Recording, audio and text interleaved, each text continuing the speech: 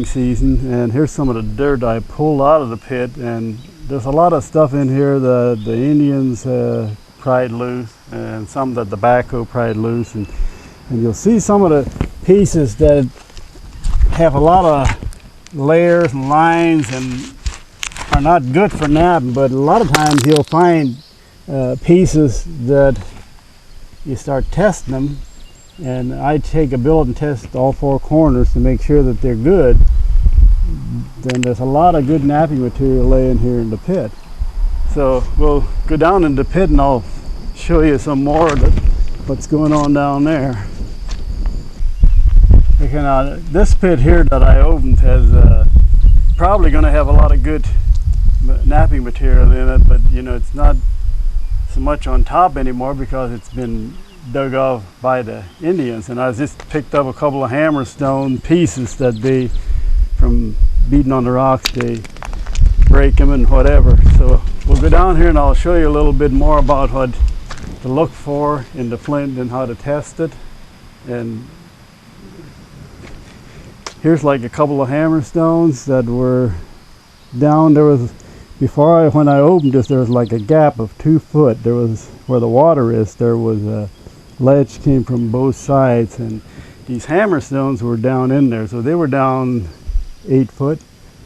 But what they did, they followed the edge of the ledge of flint down. They didn't just say, well, we're going to dig here and find flint. So they followed that edge, and that's why they kept going down to the edge of the flint, where the flint on the outside layer is all good, usually about 1 foot, and all the way down to the bottom. Okay, we'll go down, show you a little bit. Actually, I took some of these here off with the hydraulic hammer. You can see where it went down through, because they could not break this loose when they were digging it. So I do, because the good flint is down in here. You can see the blockier pieces. Those are real high grade, and you can see the reds, the purples, and all that. And on top, there's a lot of good flint. So you can see a little bit of the cap left that they did not break loose because it's hard to get. But at top, they took it off.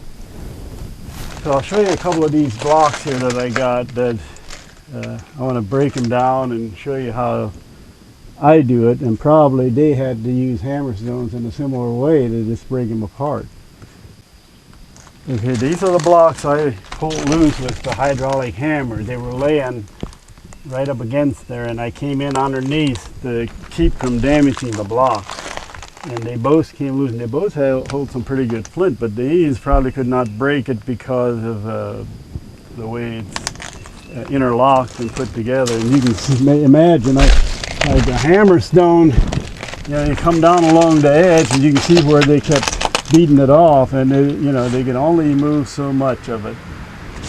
There was like 8 hammerstones laying right down in the center of this pit. So I'll try to show you how they took these apart. And also, you can see there's one of their hammerstones sticking in the wall, and it's just a lot of things going on down here. And I'll try to, instead of using the hammerstone, this is what I used. And here's my other tools. So these are the tools that I use to test. And actually, a hammerstone works real good on these blocks. You just keep tapping them until they come apart. And you can hear what they sound like. It might take them a half a day to get them apart, but they finally come apart. Now, and they're not solid. You can hear that they have a lot of cracks and lines in them. So there, and you can see some of the colors that start showing up in it. Flick some off.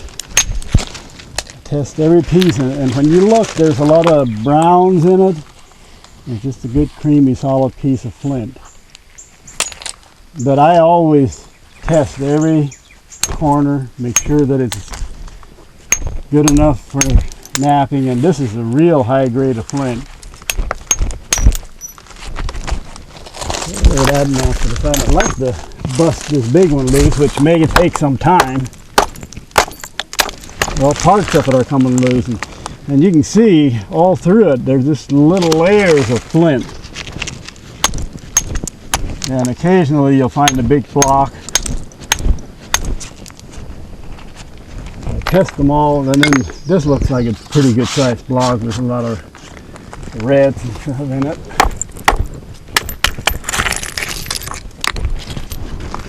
You can see when it shows all those mineral stains that there's color underneath it.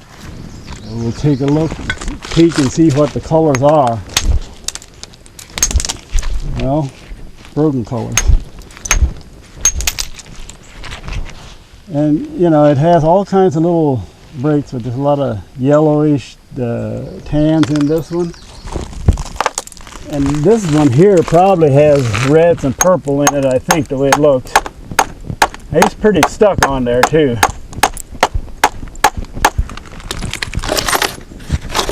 Actually, here's a block. Has some blues, yellows, reds, just a little bit of anything in this one. Well, also comes apart.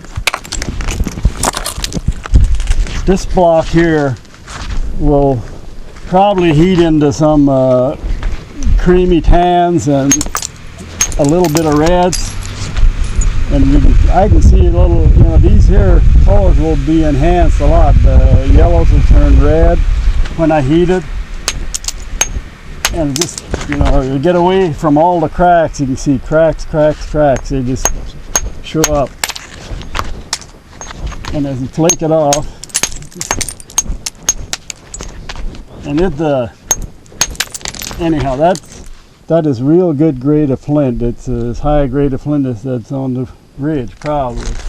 Then these tabs are pretty nice. You just pretty much heat these whole, but a block is hard to heat whole because it'll get little cracks in it. So, and this whole block will probably produce a bucket of good napping material, maybe more. It depends how many blocks are in it. I'd like to break this one off.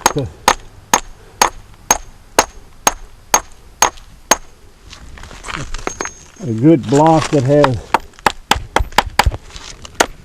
well, it's not wanting to come loose. And it takes a lot of tapping to get them apart. A lot of times you'll knock edges off, and you can see all the broken pieces that I've taken off of these blocks that we're laying right here.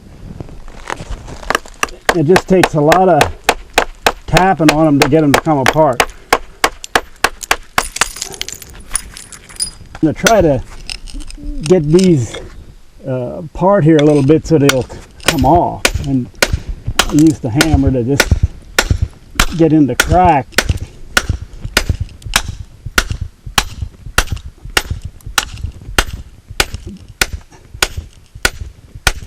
There it goes. And I just pry it loose. And that big block just kind of stays hanging there. So you know this is a lot of work when you start breaking these loose. And you can see the yellows in this one. It's got right in there. So it'll have some reds further in you get on the center. But you can see it has a lot of problems, cracks and stuff, which will come apart. So, and you can see this right in here is really good material.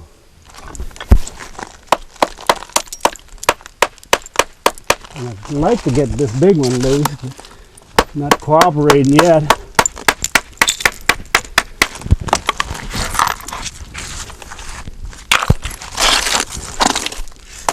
Now maybe,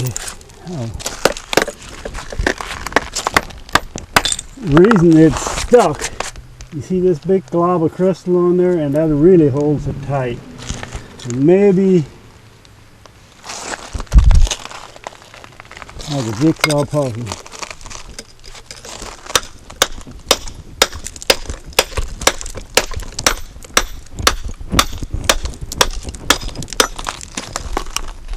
Well, a plate of it came loose. And again, you can see purples and yellows on that piece. Now it's loose.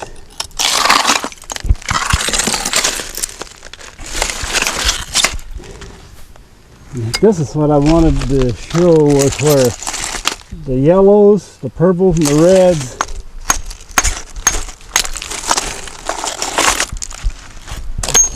there it is. You may not see it as well, but there's like purples, and then when you heat it, the purples kind of turn more red. They do not, but the less heat I put on it, the more purple it'll stay.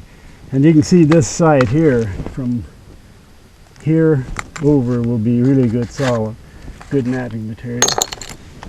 Then I'll show you how I take them apart with the hydraulic hammer. I'll start on this ledge and we'll try to bust some of this top stuff loose. It's a lower grade, but there's still napping material in it. So the center section is not as good for napping material.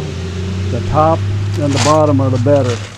And you can see all along this edge where they hammer-stoned and just broke off bits and pieces, and finally they let the hammer-stones lay and leave. So that's what I'm going to do, is go get the hydraulic hammer and we'll see what we can do.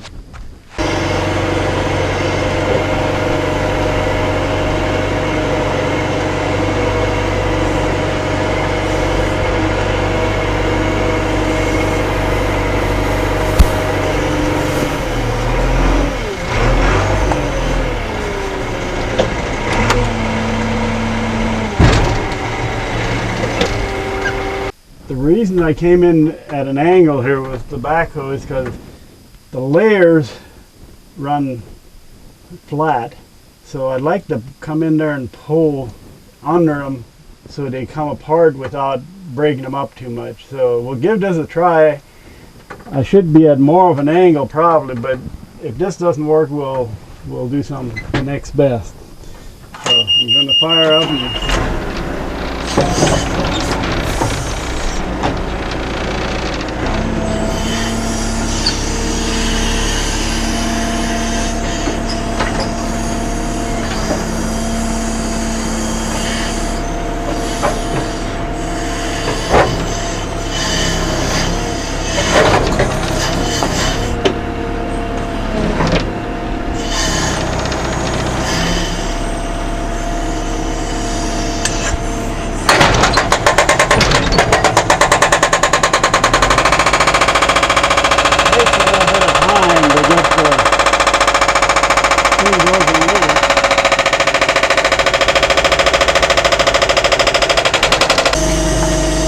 get some more loose here, because the next layer down is the better one, I think.